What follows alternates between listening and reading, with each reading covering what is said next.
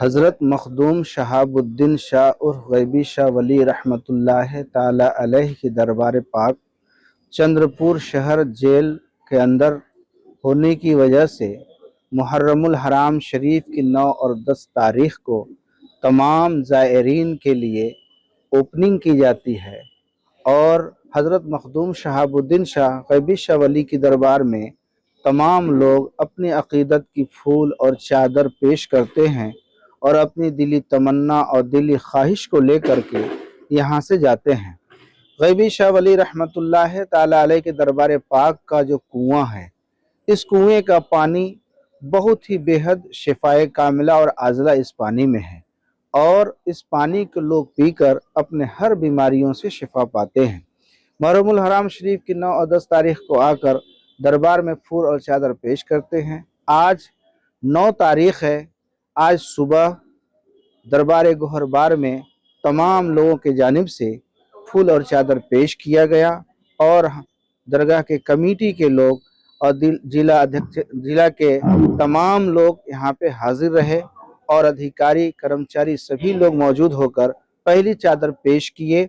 और हम तमाम लोगों से दुआ करते हैं कि आज दरबार में पेश करने के बाद हजरत मखदूम शहाबुद्दीन शाह गैबी शाह वली के दरबार में आप तमामी हजरत आएँ और अपनी अकीदत को पेश करके अपने दिली तमन्ना को लेकर के यहाँ से जाएं। चंद्रपूर जिल्हा कारागृह येथे आज दिनांक 25/6/2026 आणि 26/6/2026 या 2 दिवशी मोहरम निमित्त आपल्या कारागृहामध्ये हजरत मखदूम शहाबुद्दीन शाह उर्फ गैबी वली शाह बाबांची दर्गा इथे स्थापित आहे।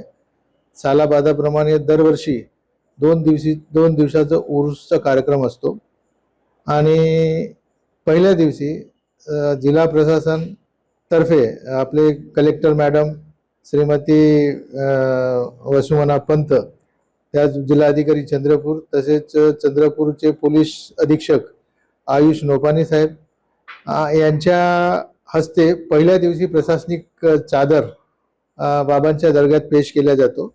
तिन्ही प्रशासन, जिल्हा प्रशासन, पोलीस प्रशासन आणि कारागृह प्रशासन यांच्या माध्यमातून पहिल्या दिवशी आपण चादर पेश करतो। त्याचबरोबर जेलामध्ये फार पुरातन काळापासून दर्गा आहे। या दर्ग्याचं भाविक फार खुशीने लाभ घेतात।